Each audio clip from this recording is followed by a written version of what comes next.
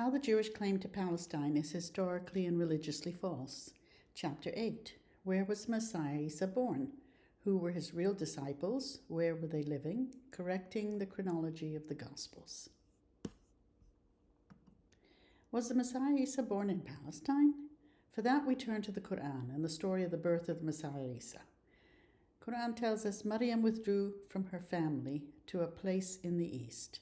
So she conceived him, and she retired with him to a remote place, and the pains of childbirth drove her to the trunk of a palm tree. She cried, I wish I had died before this. I wish I had been a thing forgotten and out of sight.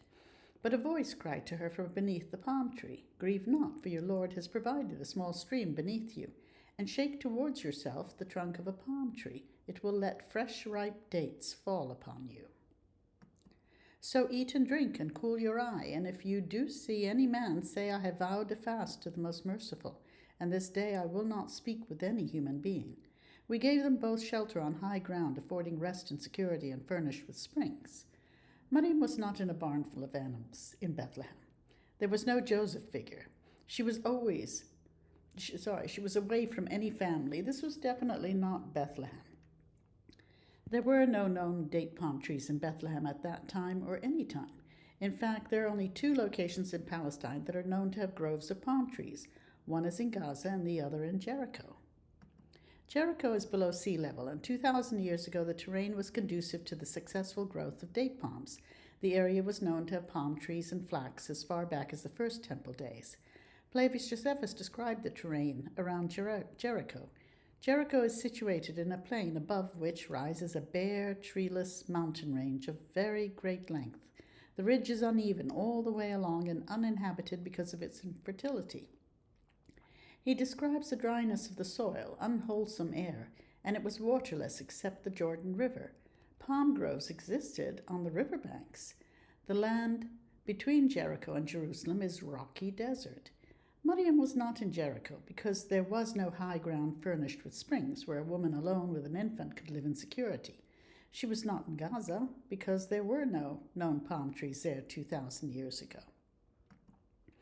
This map was produced by Dr. Robert de Vigondy fils, Gilles and Didier Robert de Vigondy, geographers of the King of France, dated to 1753. The Vigondys were known to have used carefully researched sources for their information, as well as people in these geographic locations to help map cities, towns, and villages. The Vigondys were also famous for having used ancient maps published within the area, whose towns and cities they noted, and often used ancient sources to make up for the absence of information and more modern maps at their disposal. They abided by strict regulations and often used astronomical tools to decide both altitude and longitude of their sites. Nazareth was known as a town in western Iran, not far from today's border of Iraq and Iran. It lies a distance east of Baghdad. The river which runs south through Susa, where the prophet Daniel lived and died, actually forks in the vicinity of Nazareth. A short distance east of Nazareth is a mountain range, most likely part of the Kabir Mountains of the Zagros Range. This was most likely the high ground, where Maryam and her infant son went, furnished with springs and providing security. The climate is conducive to producing very ripe dates in season, usually at the end of August and early September. North of Nazareth is the oasis of Mendeli in the Diyala province of eastern Iraq, along the Iranian border. The oasis is famous for having the sweetest dates in the Near East that have flourished there for thousands of years. One of the most famous varieties is the Amr Hajj dates that are well known for the delicacy and flavor. Mendeli was known for its Assyro-Chaldean community that claims to be the first Christian community in the Near East. Flavius Josephus said the Chaldeans were the ancestors of his people, the Jews who studied under the Pharisees. Many of the villages within the Kabir and Zagros mountain ranges were nestled along the caravan routes that headed for towns in Mesopotamia, where products transported from the Far East could find a ready market. The towns offered rest for the fatigued travelers, and in much the same way one can still find Persian tea shops ready to serve them. The locations were a haven with crystal-clear springs that descended from the mountains, creating pools of water that in times of conquest even served armies like those of Alexander the Great.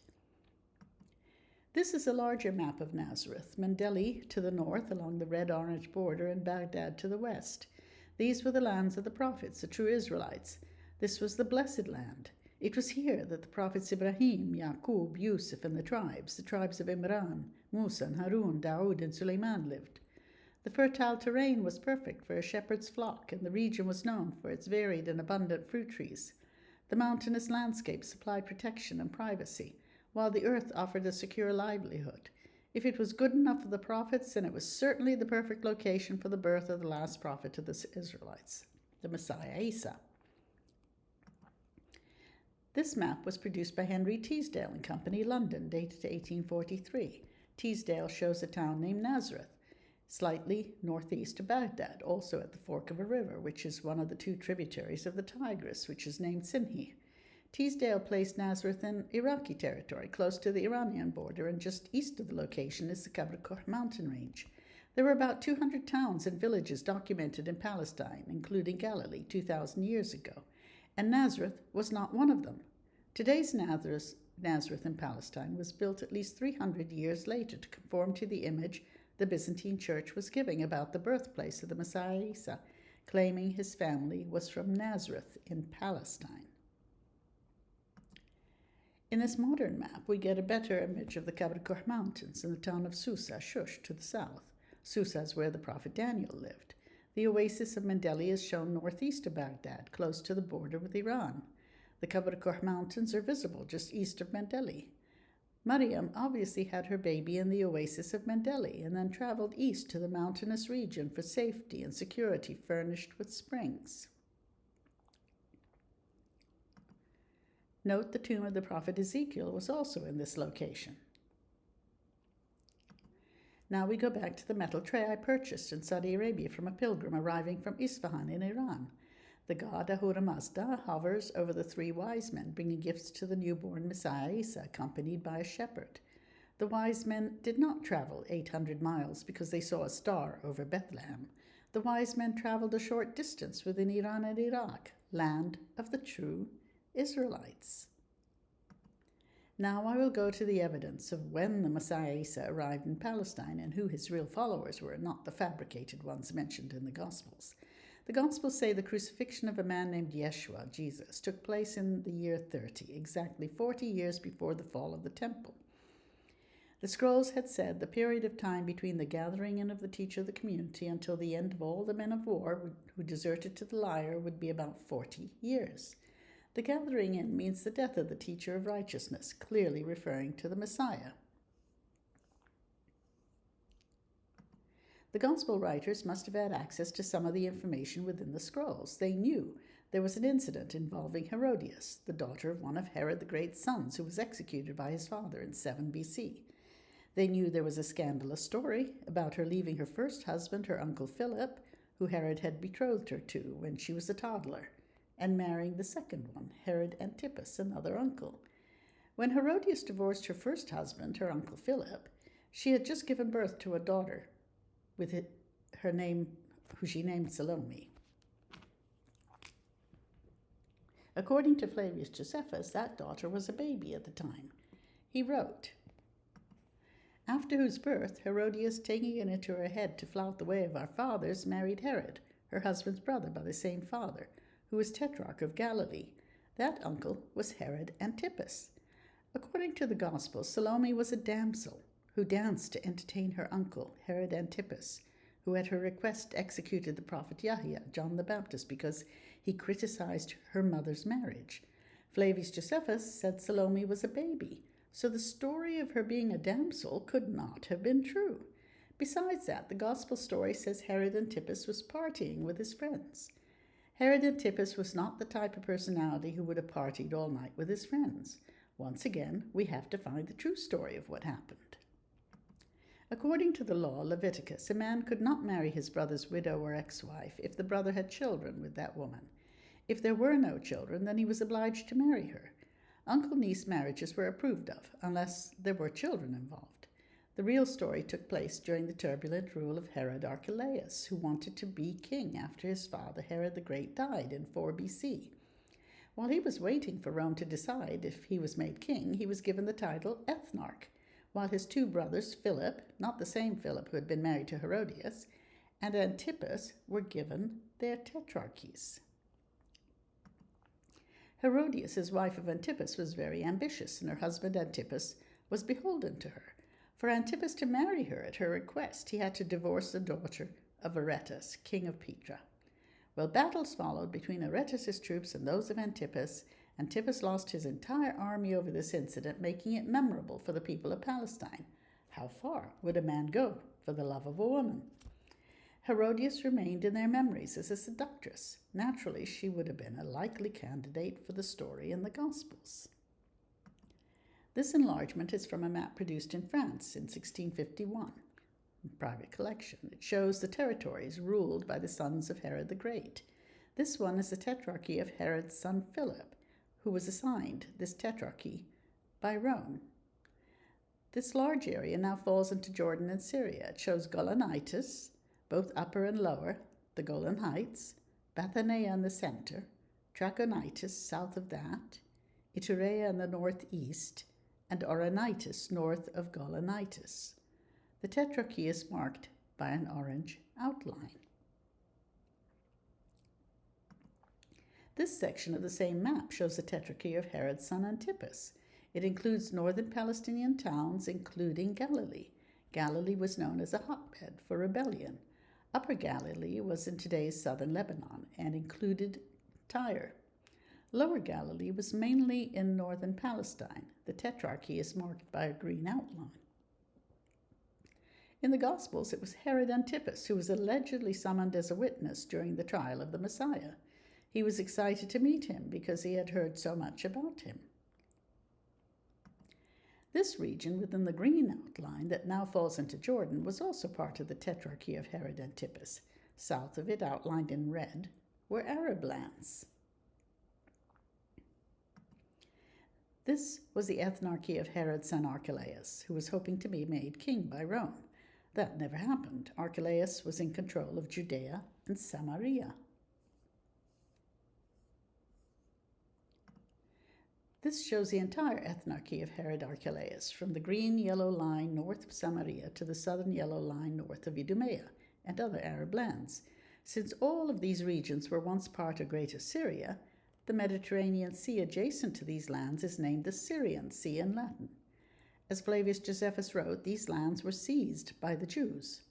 But once the temple fell, they were returned to Syria during the 2nd century by the Romans. Palestine once again became part of Syrian-administered territory. This map shows the names of some of the cities and towns mentioned in the Gospels and by historians like Flavius Josephus. There was no Nazareth in Palestine.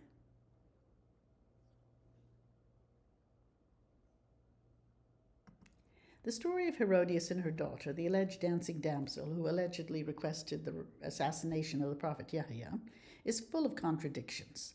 The timeline of the Gospels was based on the calculation of 40 years mentioned in the scrolls, from the fall of the temple that fell in the year 70.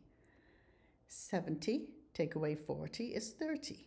The trial and crucifixion was therefore said to have happened in the year 30. Herodias did have something to do with the story, but not as the wife who breached Israelite law. There was another incident similar to this that was memorable because another son of Herod the Great had married his brother's widow, even though she had children with the first brother.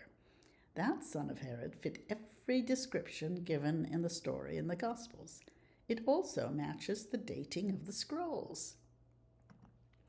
The son of Herod was Archelaus, a ruthless man who after his father's death wreaked havoc in Palestine, causing a 10-year civil war.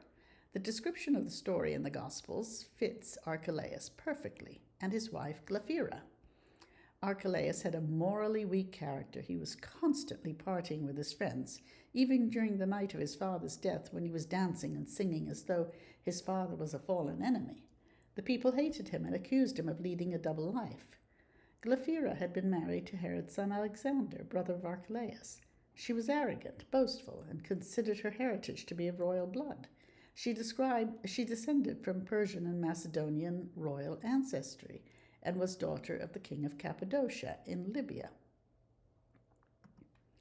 After Herod the Great executed Glaphyra's husband Alexander, he sent Glaphyra back to Libya, along with her dowry, and forbade her from taking her children, who he raised himself.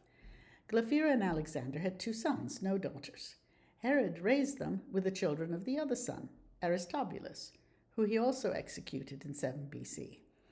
Aristobulus and his wife had 3 sons and 2 daughters, one of whom was Herodias.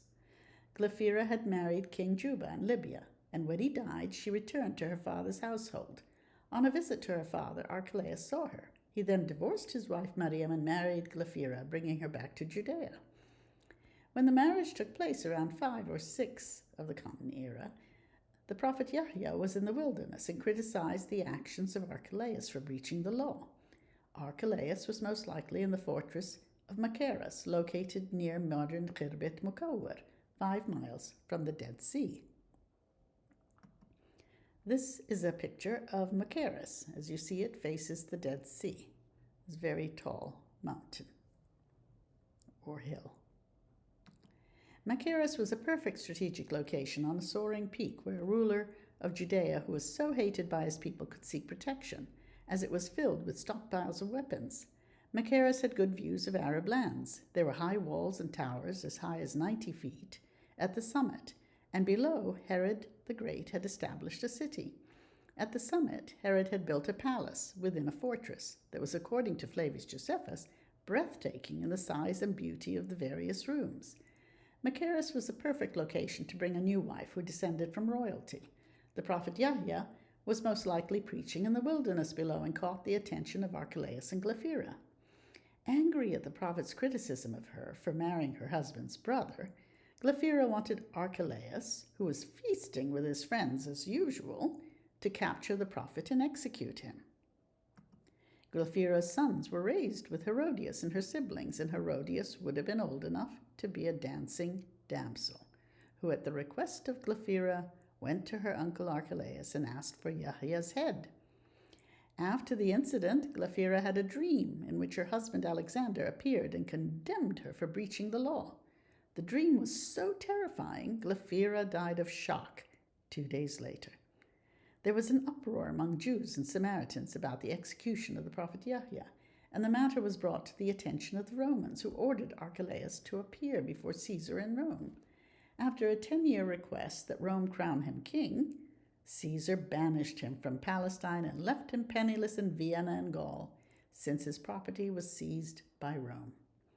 That is the only version of the story that is logical, since the gospel story is flawed and has been rejected by scholars as unlikely considering the history of the period. Embedded within the stories told by Flavius Josephus about Archelaus and Glaphyra, as well as Antipas and Herodias, there were large sections of his 20-volume book, Jewish Antiquities, that were tampered with and deleted. 2 passages that were similar to the Gospels version of the story were poorly inserted in order to justify the Gospel's timeline. That was definitely the work of the Byzantine Church, since it is obvious to anyone well versed in the writings of Flavius Josephus that these were a forgery. Most scholars concur that they were a forgery. Something happened involving a Messiah in the temple during the year 7 that was seriously tampered with. Sections were cut out, but culprits left enough evidence for me to figure it out. It was exactly that plot to cover up the truth that started me on this journey in the first place. The sections that were tampered with were at the end of Volume 17 and the beginning of Volume 18. All the Hebrew versions of the writings of Flavius Josephus disappeared, and all that remained were the Greek versions. That was the church doing it. What was the church hiding? Like most criminals who think they are so smart, it is their arrogance that causes them to leave enough evidence for them to be caught. They failed to remove one section in Volume 20 that is authentic, that does mention a man named James, who was the brother of Jesus, who was called the Christ. The wording makes it obvious that Flavius Josephus did not believe Jesus, Yeshua, the man who was crucified, was the Messiah. The section in Book 20 was about the story of James, who was stoned to death by the high priest Ananus for breaching their laws and spreading lies. By then, the cult of Christianity that was worshipping a Jewish martyr named Yeshua had reared its ugly head and was spreading falsehood all over Palestine and beyond. The Byzantine Church's cut-and-snip work left other evidence for me to find. The deleting of sections in a history book was not done by Jews, who were covering up a story, since they understood their religion, legends, and traditions. This was the work of outsiders who had no understanding of the populations they conquered. Now we have the exact timeline of the trial of the Messiah Isa and the crucifixion of Yeshua. It was 7. What happened? Well, in 7, the Sanhedrin was largely made up of Sadducees, who were the most heartless of the high priests. Decades later, the Pharisees managed to be part of the Sanhedrin, leading to more flexibility in the interpretation of laws. Scholars have long criticized the timeline of the Gospels that made no sense, especially when they inserted Pontius Pilate as the kind Roman procurator who pleaded for the high priest not to execute the Messiah because he believed he was falsely accused. Well, Pontius Pilate was anything but kind. Pontius Pilate was ruthless. He did not understand the traditions and laws of the Jews and Samaritans and was impulsive in punishing them. During Passover in the year 7, some former disciples of the Messiah, former Pharisees, were active among revolutionaries in Galilee. One was Judas the Galilean, formerly from a city named Gamala in Golanitis, the Golan Heights. That was part of the territory named Bithynia in Syrian territory. Judas and his group agreed in general with the Pharisees, but their love of liberty caused them to revolt because they refused to pay taxes to Rome. Flavius Josephus said Judas's movement was an offshoot of the Pharisees, but the later rabbinic sages said he was really a Sadducee. Bithynia was east of the Golan Heights. If you look carefully at the map, on the right side you will see Bithynia. The areas mentioned in the Gospels as the location where the Messiah was preaching are in Lower Galilee, Cana, Capernaum, Tiberias. Also note that Bosra and Bethira were in Bithynia in Syrian territory. As we shall see, this is where the Messiah was living and teaching his people what to expect in the future. Machaerus was east of the Dead Sea, in today's Jordan. That is where Herod Archelaus spotted the prophet Yahya in the wilderness. Sepphoris is in Lower Galilee. When Herod the Great came to power, he fought against his own people who rose up against him. One was Ezekias, a rebel chief in Galilee, who was defeated by Herod. His son was Judas, who managed to raise his own group of warriors in Sepphoris. He had a large force of men backing him who were well equipped with the armor they stole from the royal arsenal. It was Judas who defined themselves as zealots. They were among several groups of revolutionaries that revolted during the 10-year rule of Archelaus. One of the revolutionaries who rebelled with him was named Zadok, clearly one of the sons of Zadok in the community rule of the Dead Sea Scrolls. Each of these former students of the community that wrote some of the Dead Sea Scrolls were students of the Torah, who swore by a binding oath to return with all his heart and soul to every commandment of the law of Moses in accordance with all that has been revealed to it to the sons of Zadok, the keepers of the covenant. If Judas was a disciple of the Messiah and had agreed to the covenant and then breached it, he would have been correctly ostracized by them according to their rules of discipline. We know from the Gospel of Matthew that the Messiah had a following of great multitudes of people from Galilee and from Decapolis and from Jerusalem and from Judea and from beyond Jordan. After Caesar banished Archelaus, a Roman procurator named Coponius was sent by Augustus to Palestine to make an assessment of the properties of the people for the sake of taxation. This is what Judas and his revolutionaries were upset about. The Gospel of Mark shows that the Messiah was questioned about the lawlessness or the lawfulness of the taxation. Certain of the Pharisees and of the Herodians were sent to catch him in his words. They asked, "Master, we know that thou art true, but teach the way of God in truth. Is it lawful to give tribute to Caesar or not? Shall we give or not give?" But he, knowing their hypocrisy, said unto them, "Why tempt ye me? Bring me a penny that I may see it." And they brought it. And he said unto them, "Whose is this image and superscription?" And they said unto him, "Caesar's." And Jesus answering said unto them, "Render to Caesar the things that are Caesar's, and to God the things that are God's." Even Acts mentions Judas of Galilee in the days of the taxing, who drew away much people after him. He also perished. and all, even as many as obeyed him, were dispersed. Flavius Josephus blamed the revolutionaries like Judas, his children, and others within his movement who strayed from the law as being responsible for the fall of the temple. What the Messiah Isa was doing was trying to control them and educate them in God's laws. In the scroll's commentary on Psalms, a reference is to the revolutionaries, the violent of the covenant, who are in the house of Judah, who have plotted to destroy those who practice the law, who are in the council of the community. When the Messiah was asked during the trial if he was a Galilean, the members of the Sanhedrin who were assembled decided he was a leader of the revolutionaries from Galilee, which he denied. They then asked the procurator Coponius to intervene, since Coponius was given the right to execute by passing religious law. Coponius saw no fault in the man, and 3 times he asked the high priest to pardon him, which he and other Sadducees in attendance refused to do. The real procurator was a kind man, definitely not Pontius Pilate in the gospel story. It was Judas who turned the Messiah in to the wicked priest of the scrolls. According to the Mishnah, the Babylonian Talmud, Judas the Galilean was a heretic. Judas was also named Judas Iscariot. The word comes from the Sicarii, or dagger wielders, that Iscariot is derived from. Iscariot means a man of Sicarii. The Sicarii made up a branch of the Zealots, who were known as assassins and seem to have risen shortly after the year 54. Flavius Josephus wrote that they appeared in Jerusalem and they committed murders in broad daylight in the heart of the city. The festivals were their special seasons, when they would mingle with the crowd carrying short daggers concealed under their clothing, with which they stabbed their enemies, and then, when they fell, the murderers joined in the cries of indignation, and through this plausible behavior were never discovered. We know from the Gospels and the Dead Sea Scrolls that there was a trial once the Messiah was captured by a wicked high priest.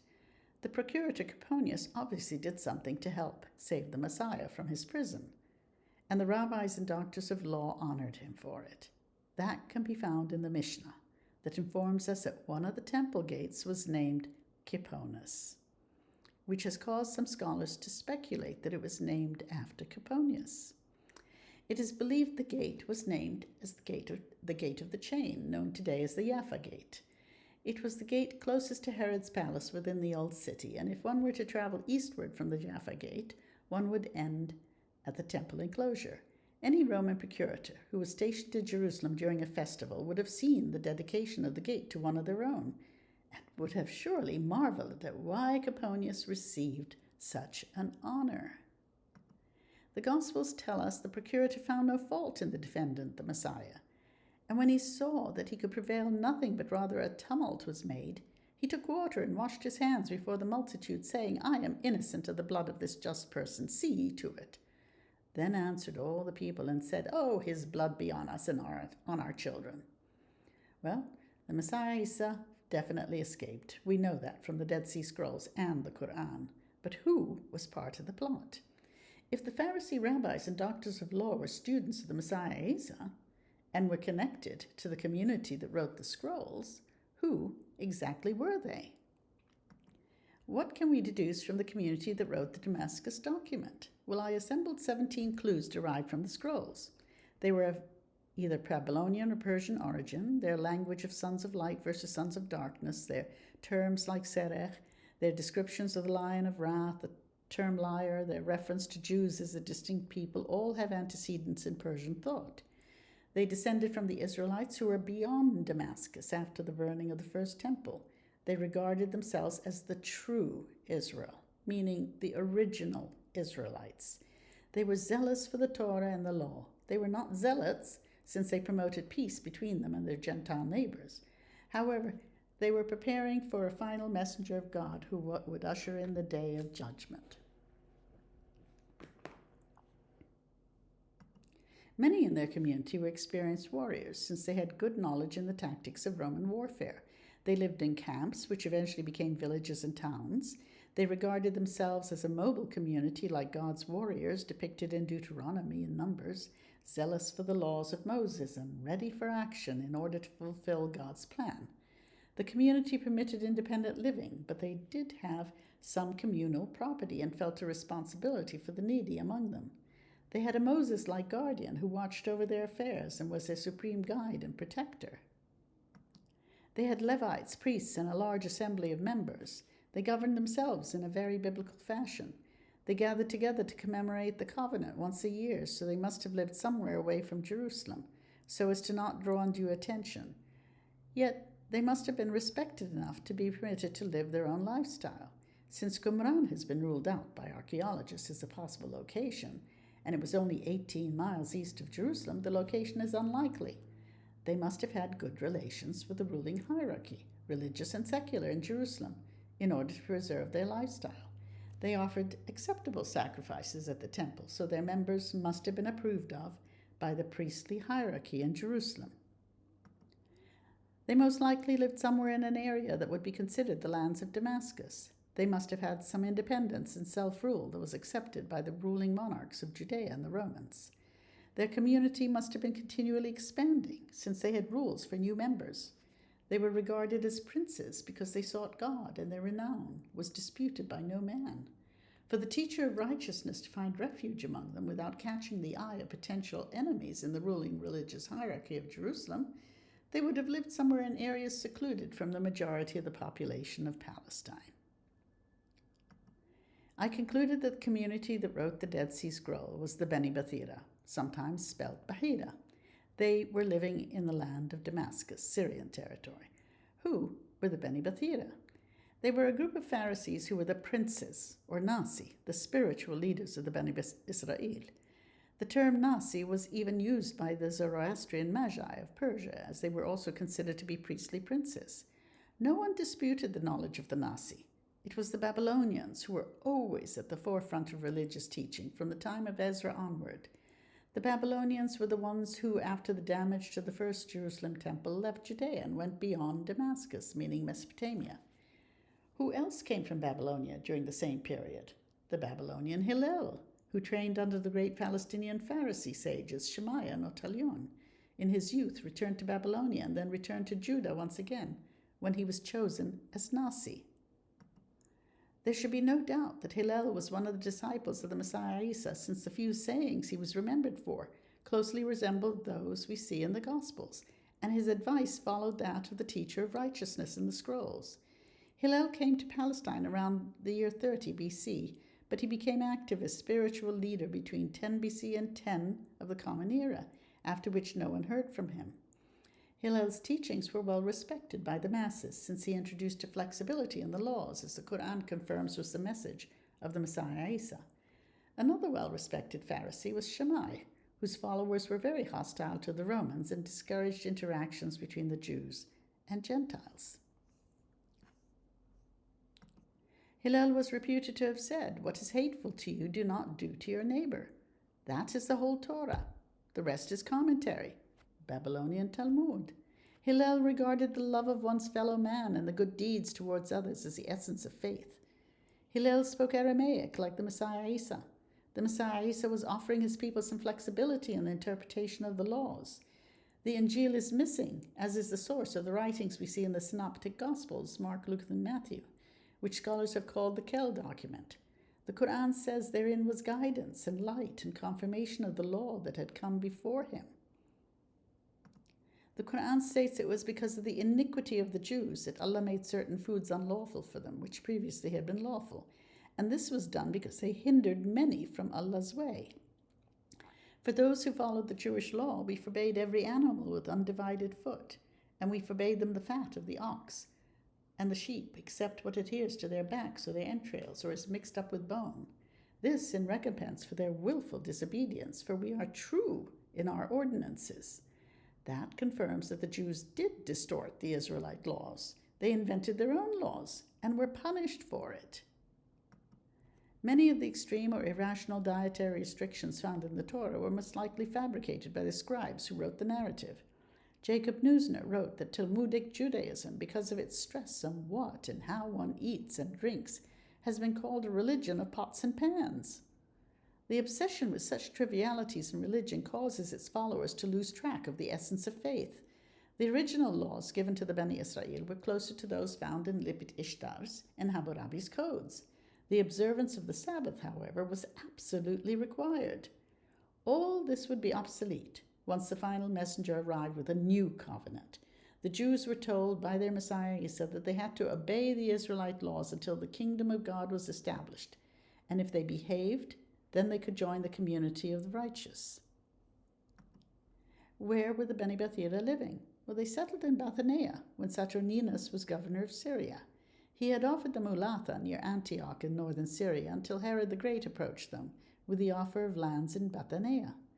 Saturninus was consul of Syria in 19 BC, and sometime between 13 to 12 BC was replaced by Quintilius Varus as consul. After that, Saturninus was referred to as governor of Syria. Until 6 BC, he was still governor before being replaced by Quintilius Varus.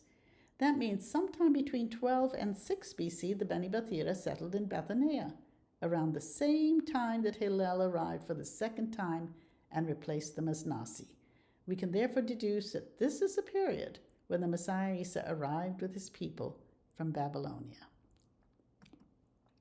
Once again, the map shows where Bethira was. If you look on the right side, in the center part. It was in Bithynia, in Syrian territory. Directly south was Bosra, known during Roman times as having the largest population of Masihis, or more correctly, followers of the Messiah Isa. During the Islamic conquest, the inhabitants of Bosra became Muslims. East of the Sea of Galilee is Gamala, where Judas the Galanite lived before he moved to Galilee, where he started his movement of zealots. According to the Mishnah, Hillel and a Pharisee named Menachem were zugo partners during the Herodian era. It was a term used to designate pairs of religious leaders who followed one another consecutively. The zugo consisted of one Nasi and one Av Bet Din. Between the arrival of the Beni Bethira and the death of Herod in 4 BC, Hillel and Menachem were zugo partners. Menachem suddenly turned from obeying the law and the covenant and joined the zealotry of Judas and others. As a result, he was excommunicated and replaced by Shammai. Those were the rules given in the community rule. If they broke the covenant, they were excommunicated. According to the Jerusalem Talmud, Menachem's behavior became unacceptable. He and some 80 religious scholars dressed in armor were told, "Write on a bull's horns that you have no part in the God of Israel." Apparently, the Menachem, who the Babylonian Talmud claimed had left to do the king's business, went from being close to the king's court to being a man of war, most likely an enemy of the royal court. He took 166 men with him. This must have happened during the turbulent years when Archelaus was in power. According to the Mishnah, Judas the Galilean was considered a heretic. He was living in Gamala near Bithynia, where the Beni Bethira were. Trachonitis and Bithynia were part of Kol Syria. All these areas were the location of the Messiah in the Gospels as he was addressing his followers and creating miracles. Flavius Josephus acknowledged that the prophecies of Daniel, who lived in the Persian province of Khuzestan, had a great impact on his people. He said that Daniel also wrote concerning the Roman government and that our country should be made desolate by them. He stated that the writings of the ancient prophets foretold that this city, Jerusalem, should be then taken when somebody shall begin the slaughter of his own countrymen. It should not be difficult to imagine that a group of elect would arrive from the area of today's Iraq and western Iran, armed with the knowledge that Scripture was soon to be fulfilled. They most likely had in their possession many manuscripts, scrolls, that had been part of their private collection, perhaps from an academy of learning, that were composed in prior centuries. One of the largest collections was the book of Isaiah that told them a virgin shall conceive and bear a son, and shortly after the land that thou abhorrest shall be forsaken of both her kings. The virgin birth of the Messiah is confirmed in the Quran. The words, the land that thou abhorrest, indicates it was hated by the true Israelites who were in Mesopotamia, the original blessed lands. What do we know of the Beni Bethira, who were no doubt the protectors of the Messiah and surely the writers of the Dead Sea Scrolls? Well, the leader of the Beni Bethira was named Zamaris. They were called Babylonian Jews by Flavius Josephus. Zamaris was very much like the guardian figure of the Damascus document. They crossed the Euphrates with 500 horsemen, all of them mounted archers, and a group of kinsmen, amounting to 100 men. and was by chance staying in Antioch near Daphne in Syria. The Scythian and Elamite warriors of Babylonia and Persia were known for their skills in archery and their bravery as great warriors. Even the royal guards of Persian kings were renowned for their skills in archery, which they were able to do while mounted on their horses. Such archers assisted Cyrus the Great in his creation of the Persian Empire. Hearing of their great skill in warfare, Herod offered them the lands in Bithynia, which was on the direct trade route to Damascus. The lands of Bithynia, Auranitis, and Trachonitis were filled with robbers who inhabited the subterranean shelters and caves in Trachonitis. The Messiah in the Gospels said he was living in a den of thieves. Herod made a point of attacking them in order to bring law and order to the region. These lands were given to Herod by Caesar. Zamaris, the guardian of the Beni Bathira, accepted the offer from Herod, since the brigands had been known to rob pilgrims going to Jerusalem from Babylonia, and Herod hoped the Babylonians would free him from the task of maintaining order in these territories. Bithynia was considered a buffer zone between Palestine and the brigands of Trachonitis. These lands were part of Provincia Arabia that later fell under Roman domination around 106. The trade route that extended from the southern tip of the Arabian Peninsula ran northward through Basra, passing along the old biblical route toward Damascus. The route passed the Gulf of Aqaba, going through areas of today's Jordan that included Petra, Philadelphia, today's Amman, and Jerusha before reaching Basra and then Damascus. Basra was in Bithynia, so Bithynia was situated on the route to Damascus.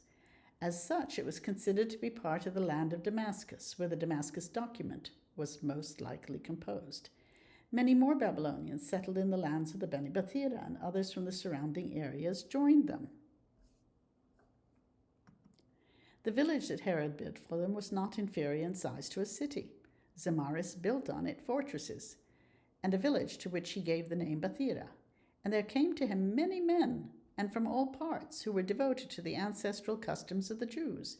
And so his land became very populous because of its immunity from all taxation, a state of things which lasted as long as Herod lived. Flavius Josephus said Zamaris lived a virtuous life, and he left worthy sons, one of whom was named Josemus. Josemus was a man of shining valor who organized the Babylonians under him into a body of horsemen who served as the king's bodyguards. Menahem, the former partner of Hillel, probably held such a role until he joined the revolutionaries. The Babylonian community lived in villages but held some communal property like the people in the scrolls. Their villages were full of abandoned stores and stocked with many thousands head of cattle. They were described as zealous for the law and must have considered themselves to be the true Israel as defined in the scrolls. It was Hillel who replaced the Beni Bathira when they respectfully acknowledged his superiority in certain legal interpretations. All of these princes were from Babylonia, and it was because of their influence that Herod the Great had a relatively peaceful reign. These rabbinic sages knew that the temple was going to be destroyed on a certain date by God's decree, and they were preparing for it. After the temple was destroyed and they established their academy at Yavne, near Jaffa, Rabbi Yohanan ben Zakkai said the Jews were required to study the law during their period of atonement until their final messianic prophet would arrive. Like ben Zakkai, the scroll writers knew that their community was to endure a lengthy period of atonement, the age of visitation. All those who turned aside from obeying the laws and the covenant would be cursed by the community that wrote the scrolls. They would also be excommunicated. The Damascus document states, "And all the inhabitants of the camps shall assemble in the 3rd month and shall curse him who turns aside. And this is the interpretation of the laws which they shall observe in all the age of visitation, which will be visited on them during all the age of wrath and in their marches for all those who dwell in their camps and all their towns. Behold, all this is according to the last interpretations of the law." Rabbis like Hillel and his followers were men of learning who saw in the Messiah a fulfillment of prior prophecies. Some had withdrawn to their monasteries where they immersed themselves in ancient texts and the pursuit of knowledge. What they all shared in common was the expectation that a second Musa was to emerge from the wilderness of Arabia, south of Bithynia. One of the rabbinic sages was named Rabbi Hanina ben Dosa, who was a Galilean close to and taught by Rabbi Yohanan ben Zakkai. Ben Dosa lived during the early part of the 1st century CE and was known for performing miracles, healing people, stopping the rain, and exerting power over demonic forces. He was said to be from Araba or Gabara, a town in the Galilee. Ben Dosa was also connected to Gamaliel, the grandson of Hillel. When Gamaliel's son was ill, he asked Rabbi Hanina ben Dosa to pray for his health. According to the Gospel of Luke, the Messiah taught his disciples how to perform miracles. He called his 12 disciples together and gave them power and authority over all devils, and to cure diseases, and to heal the sick. Rabbi Yohanan ben Zakkai lived in Galilee, where he had resided for 18 years until he found the Galileans to be disobedient to the laws. He was known to have quoted from Zechariah, "Open thy doors, O Lebanon, that the fire may devour thy cedars." Lebanon was the symbolic word for the temple. The same warning was in Isaiah, "And he shall cut down the thickets of the forest with iron, and Lebanon shall fall by a mighty one." All these quotes are in the Dead Sea Scrolls. The commentary in Habakkuk, too, said, "Before the destruction of Lebanon, the temple, the stone shall cry out of the wall, and the beam out of the timber shall answer it." Flavius Josephus described such events before the temple was destroyed. While Hanina ben Dosa did not leave any lasting marks, he did live during the period when the Damascus document and community rule were being written, and rabbinic literature claims that the world to come, meaning the kingdom of God, was created for Rabbi ben Dosa. It was with those humble rabbinic sages, the forerunners of the future sages, that God had entrusted the Beni Israel during the interim period between the fall of the temple and the arrival of the final messenger. As the Quran says, it was we who revealed the law. Therein was guidance and light. By its standard have been judged the Jews by the prophets, who bowed to Allah's will, by the rabbis and the doctors of law, for to them was entrusted the protection of Allah's book, and they were witnesses thereto. The scholar Gaza Vermes correctly states there is no denying that a figure not dissimilar to the Honis and Haninas of Palestinian Judaism lurks beneath the Gospels. Vermes also notes a similarity between the manner in which the laws were recorded in the scrolls and the way they were arranged by the rabbinic sages. The methodical grouping of the statutes prefigures that of the Mishnah, the oldest extant Jewish code. The Messiah, he said, depicted in the Gospels was clearly ironing out different interpretations of the law, precisely what the scroll writers were doing. Because his interpretations differed from those in the Old Testament literature, he was being challenged by the deviant Pharisees and scribes who confronted him.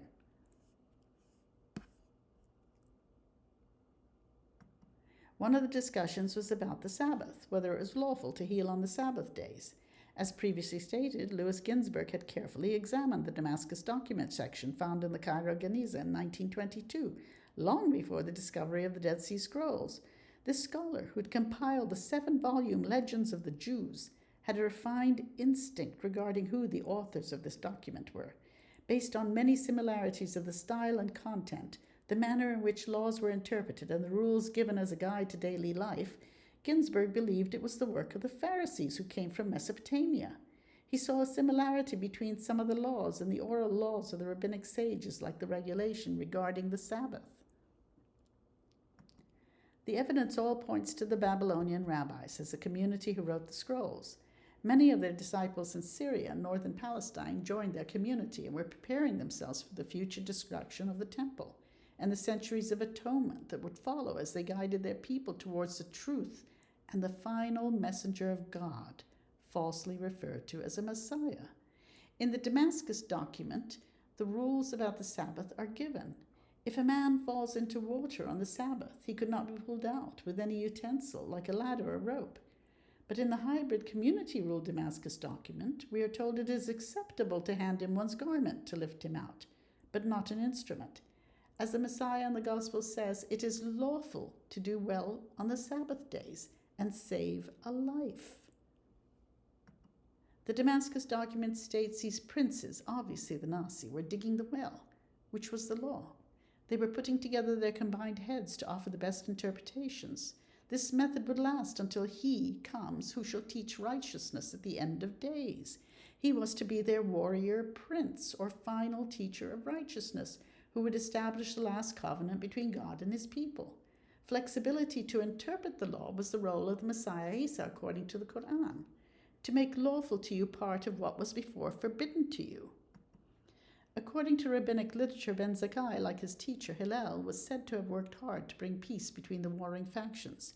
He was in the thick of fighting between the Romans and the Zealots in 68 CE when he felt the impending danger. He tried to convince the Zealots to surrender to the Roman general Vespasian, the future emperor, but was unsuccessful.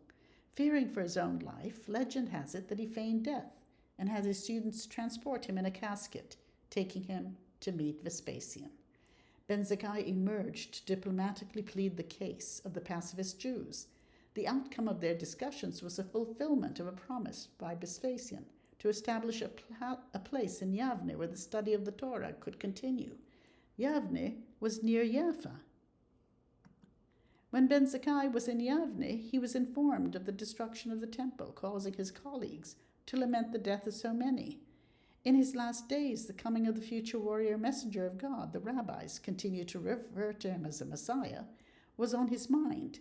It is claimed that one of his nephews, Ben Battia, was a leader among the Zealots, something very likely since his family had lived in Galilee.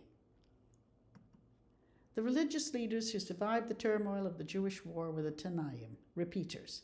They were the great scholars of the period who assembled to discuss and debate the laws. They were known for their poverty and devotion to learning. From 10 of the Common Era onwards, several generations of these scholars and their disciples preserved and taught the laws. Hillel disappeared sometime during the first decade of the first century, but his descendants continued his work. Some of them died during the wars with Rome, as confirmed by the scrolls, that even some of the elect will lose their lives. Later generations of these rabbinic sages were figures like Gamaliel II, Rabbi Zadok, several held that name, Elazar ben Zadok, Yehuda ben Bathira, Yehoshua ben Bathira, Simeon ben Bathira, Baba ben Bathira, Elazar ben Azariah, among so many others. Many of them were from the Beni Bathira. Rabbi Zadok expected the temple to be destroyed and fasted for 40 days before its destruction. These are the sons of Zadok mentioned in the Dead Sea Scrolls who ministered to God when their people went astray. It was through the efforts of Ben Zakkai and the later sages, in particular Judah Hanasi, 135 to 219 CE, holder of the title of Nasi, that the Mishnah was compiled. These men were the congregation of his elect, who the teacher of righteousness chose and guided. Most of these Tanaim were Babylonians, while others from Palestine and Syria joined them. Jehuda ben Bathira had established an academy in Nisibis in Assyria, moving there before the fall of the temple. Nisibis is modern Nusaybin, a Syrian city close to the border of Turkey. The area is now considered part of Kurdish territory, once part of the ancient Hurrian kingdom, and we know the Hurrians were related to the Israelites. Yochanan ben Nuri had established an academy of learning in Beth She'arim, near Sepphoris in the Galilee. Jewish populations during the Parthian Empire lived around Nisibis and Nehardea.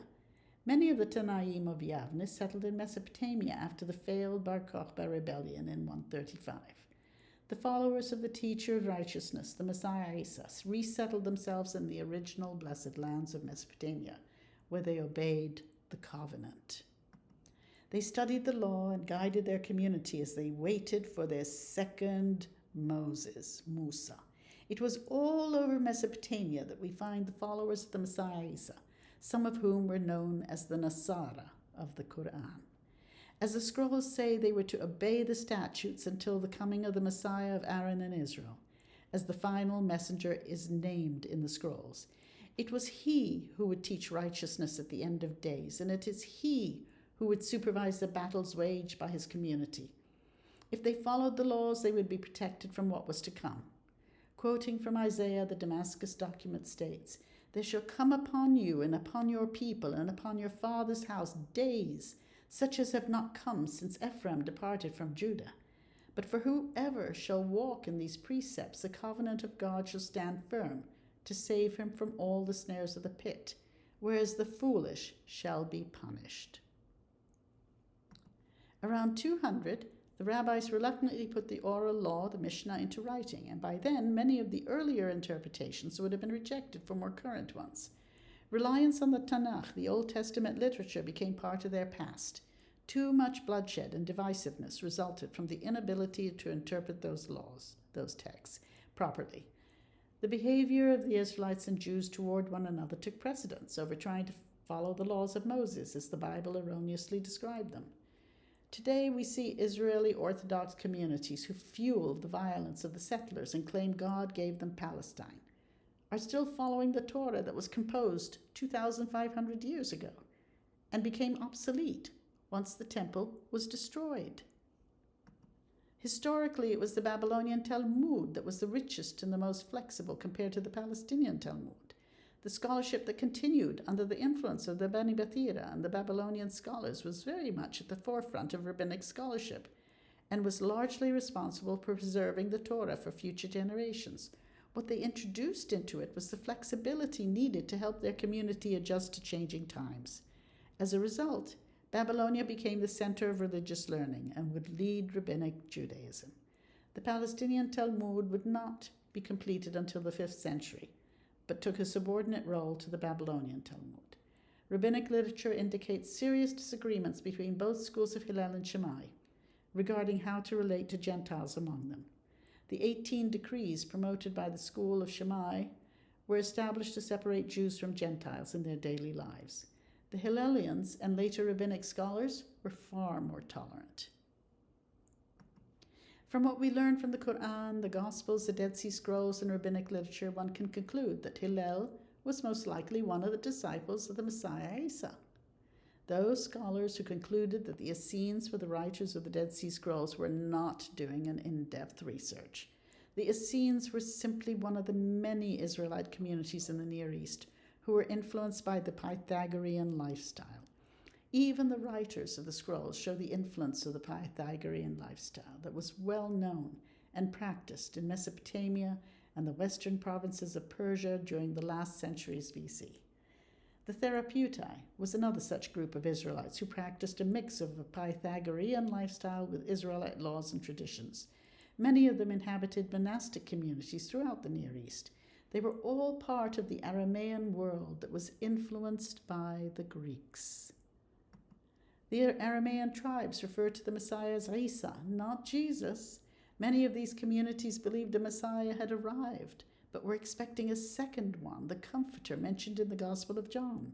The community rule shows the expectation of two Messiahs, especially anointed prophets, the star and the scepter. One had arrived by the time the Damascus document was written. He was the star who would prepare them for the scepter. Another community that could trace their descent from the Israelites of Mesopotamia was the Mandaeans. They were known for their ritual baptisms. During the days of the Messiah Isa, some of them lived in Palestine and Syria, while the majority remained in Babylonia and the province of Khuzestan in Persia, where the modern city of Ahvaz is located.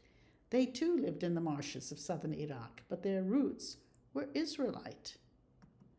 The Damascus document describes the requirements of purification with water that parallel the Mandaean beliefs. The scrolls that focus on horoscopes and astrological signs fit well with the Mandaean skills exhibited by their priesthood. The solar calendar, the physical features expected in the final messenger of God, all match the writings of the Mandaeans. The Book of Enoch and of Giants fit well with the Mandaean priesthood, since the priests trace their origin to Enoch, the first priest who they named Anush. Many of the rituals regarding purification in the deceased found in the Temple Scroll are a perfect match with Mandaean beliefs. The 11th century Arab historian al-Biruni believed the Mandaeans to be originally Jewish tribes who existed in Babylonia during the era of Cyrus the Great. He described their culture as a blend of Magi and Jewish traditions. These were all Israelite communities who remained in Mesopotamia. Among the many Israelite communities were the Manichaeans, whose founder was a man named Mani, who only spoke Chaldean. He lived in the 3rd century, had access to scrolls that were purchased from a merchant coming from Palestine. His scrolls indicated that there was a true Messiah and a false one who was crucified. Many referred to him as the Antichrist. There were many writers during the centuries that followed the Herodian era who believed the real Messiah was not crucified and had escaped, evident in the Dead Sea Scrolls. That was what the heresy hunters of the Byzantine Church were trying to conceal by distorting the Gospels. Gregory Bar Hebraeus, who lived in the 13th century, was a leader of the Eastern Jacobites. He wrote 31 works in Syriac and none in Hebrew.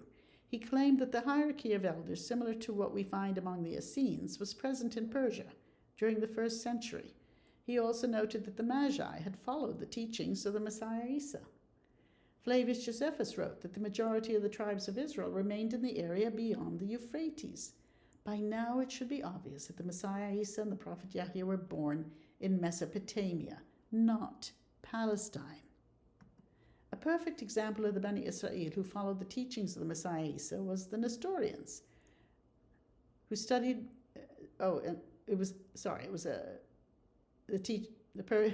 me repeat this. A perfect example of the Bani Israel who followed the teachings of Messiah Isa was the Nestorians, studied by a missionary named Asahel Grant.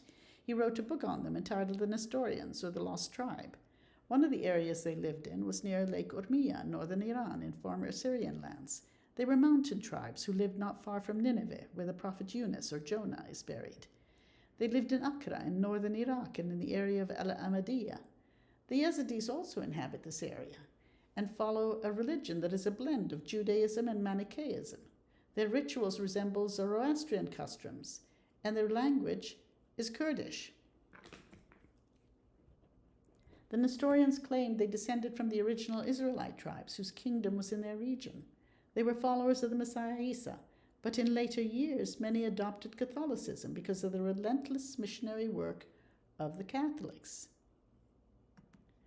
In the 1800s, the Nestorians lived in the vicinity of Arbala, east of Mosul, near the Great Zab River in today's Iraq. This was the area mentioned by Flavius Josephus as Adiabene, where he said the Babylonian Jews lived. They claimed they descended from the Bani Israel.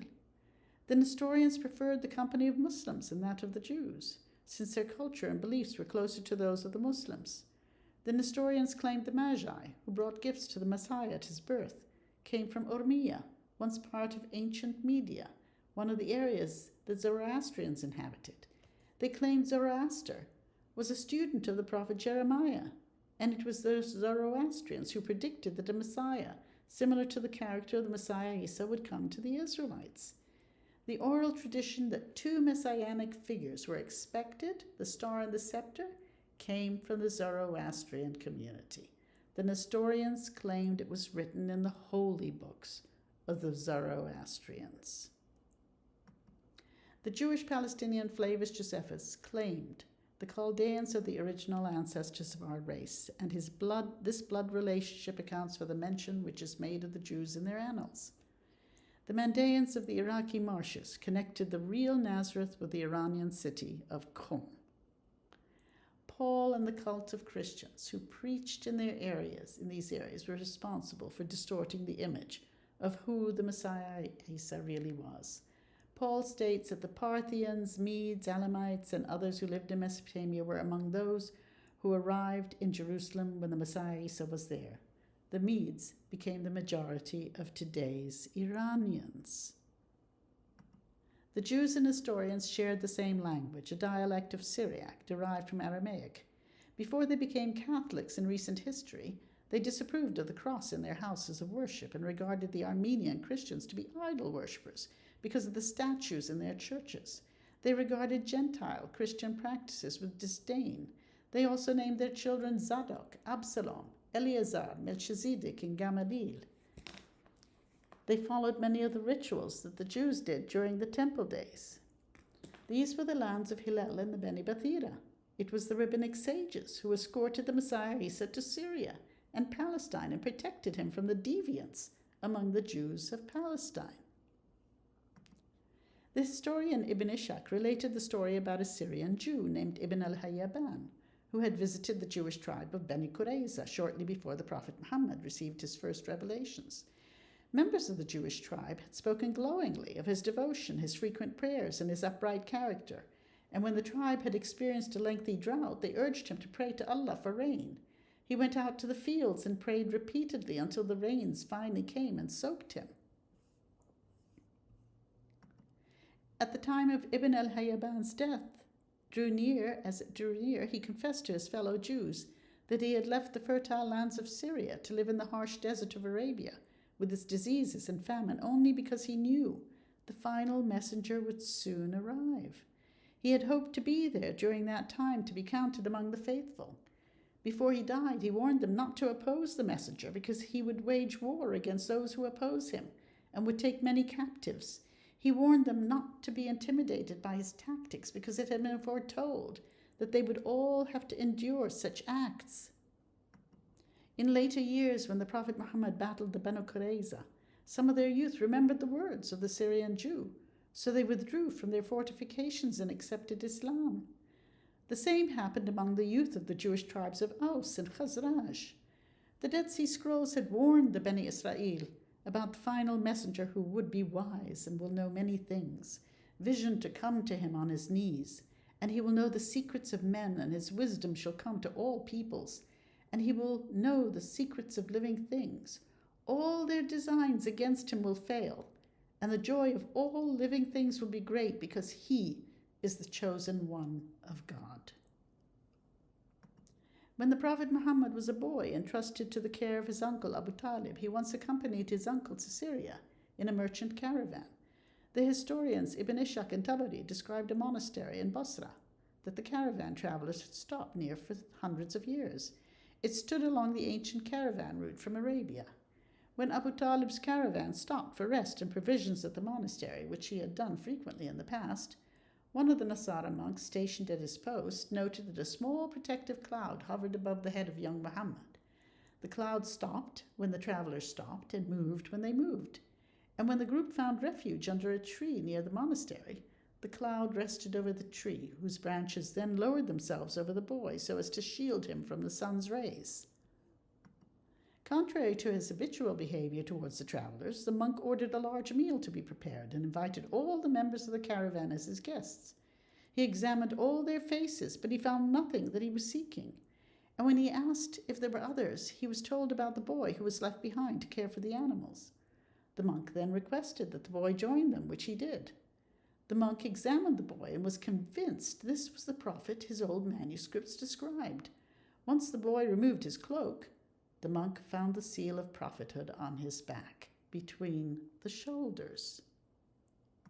The monk knew in advance that the boy would be fatherless, and after questioning Abu Talib, who said the boy was his son, Abu Talib admitted he was his brother's son. The monk then replied, "That is the truth. Take thy brother's son back to his country and guard him against the Jews. For by God, if they see him and know of him that which I know, they will surely contrive evil against him. Great things are in store for this brother's son of yours." When the Arabs asked the monk what his name was, they recollected that he told them his name was Bahira, or was it Bathira? In ancient texts, sometimes Bathira is written as Bahira. The writers of the Dead Sea Scrolls believed in physical traits existing on the body of the chosen one. They believed he would have marks on his thighs, certain hair color, and moles on some parts of his body. When the Prophet Muhammad was a young man employed by Khadijah, who would later become his wife, he was sent on a merchant caravan along the same route to Syria, once again stopping for rest among the monks of Basra. Bathira was no longer there, but his successor, the monk Nestor, monitored the caravan route. His eye caught the appearance of the Prophet as he rested under the same tree. He asked Maysara, his companion, who the young man was, and he replied he was of the Quraysh tribe that guarded the sanctuary of Ibrahim in Mecca. Nestor then replied, "None other than a prophet is sitting beneath that tree." Nestor was one of the Nasara, definitely not a Christian. The Nasara were the scholars of the Beni Israel. They were expecting the Prophet Muhammad. The Christians refused to acknowledge him. In fact, the Nasara and the Christians were enemies. The Nasara hated the Christians. The Nasara considered the Christians to be spies of Rome. The word Nasara had its roots in the Hebrew root Nasara, meaning branch. The Hebrew noun netzer also means branch. Isaiah foretold the fall of the temple in Jerusalem. After those events, the final prophet would be born. And there shall come forth a rod out of the stem of Jesse, and a branch, Netzer, shall grow out of his roots. Zechariah states, I will bring forth my servant, the branch, and behold, the man whose name is the branch, and he shall grow up out of his place, and he shall build the temple of the Lord. Zechariah was in Persia, but the Nestorians were. The branch was a description for the final messenger from the lineage of biblical David's father, Jesse, who would be the second Moses. The prophet Jeremiah also forewarned about the branch, or Netzer, who would usher in a new era under a new covenant with the Beni Israel.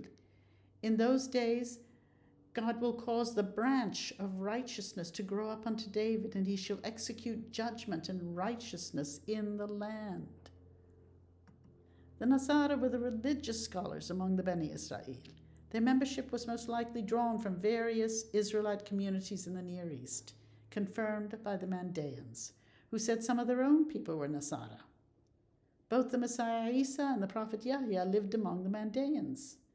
The Mandaeans said the Nasara were men of learning who wrote holy books and had secret doctrines and had knowledge not available to the general public. The Nasara had hoped to be part of the community of the branch, the final messenger. They differentiated themselves from the Masihis, who later became known as Christians because they were influenced by the Byzantine church. The Christians were worshipping a man named Yeshua, or Yeshua, not Isa. During the Islamic conquest, the armies of Islam had reached the Persian frontier, and Khalid ibn al-Walid waged the Battle of Ain al-Tamar in AH 12, in which the Caliph Ali had a strong garrison.